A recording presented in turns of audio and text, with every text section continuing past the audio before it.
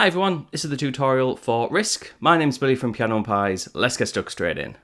So there are just a few chords that you'll need for this song, and we're going to need a capo on fret 6. Now there is a version, and you'll probably find other tutorials, that go on fret 4.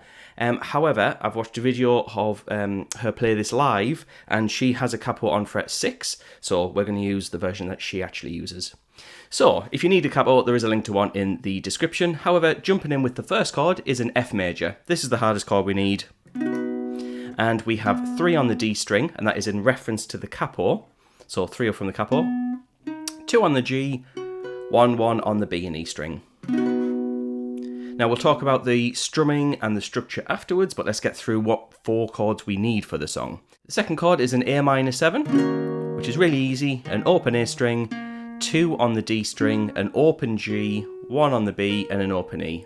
If you prefer to play the regular A minor chord, that's okay, but A minor 7's the best chord. Now I said there were 4 chords, there's actually just one more, a G major chord, which is 3 on the E string, 2 on the A, 0, 0, 0, and then a 3 on the B. Now technically there is a 4th chord, which is just like the G chord, but we can put this pointy finger on fret 1 of the B string and turn that G chord into a G sus4. Okay, so the order of the chords, which is going to get you through almost all of the song, is F major to the A minor 7, G to the A minor 7, and then back to the G.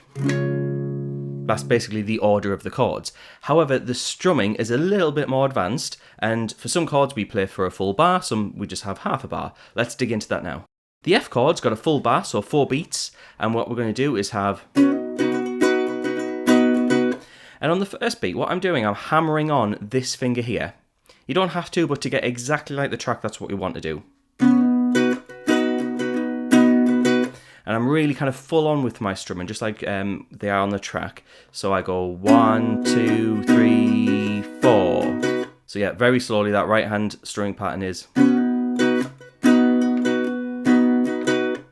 And then I do the exact same thing on the A minor 7 chord, and I can hammer on this finger as well. Then we can do the same for the G chord. Now, every so often, what they do is they take the G chord and sometimes put on that finger to make the G sus4.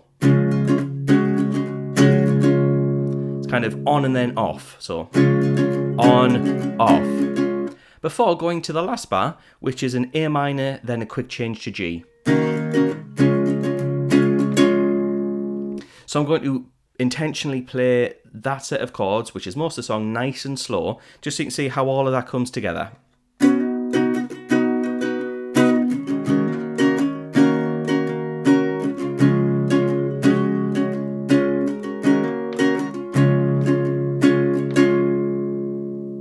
The song starts off with those chords once round, and then when Gracie starts singing, we play all of that 2 times in a row. That'll be the first verse. Now, the thing is, basically you're playing this for the full song. There is very little difference in what's going on in the track. So if you want the full structure with every single section wrote out fully, so you know exactly how many times to play those chords and when to play them, then head on over to Patreon. Not only do I have the structure wrote out in a handy PDF, but I also have the lyrics and the chords wrote out exactly together. It's all wrote out professionally, and if you want to maybe sing along to it or play along, then you know exactly when to move to these chords. So check that out. There is a link to that in the description. Now, because this song is just one set of chords over and over and over, you might want to have a little bit of variety. So, for example, in the bridge, you could maybe sustain the chords like this. 1, 2, 3, 4, 2, 3, 4, 2, 3, 4, 2, 3, 4. So you could have a bit of variety. You could also change the strumming by palm muting. And what I mean by palm muting is having this part of your plucking hand, so whichever hand you strum with, have that resting on the strings. So we get this kind of sound. Don't press down too hard, because we don't want that scratchy sound. We still want to hear a sound, it's just muted a little bit by the palm of your hand, and you can have this idea.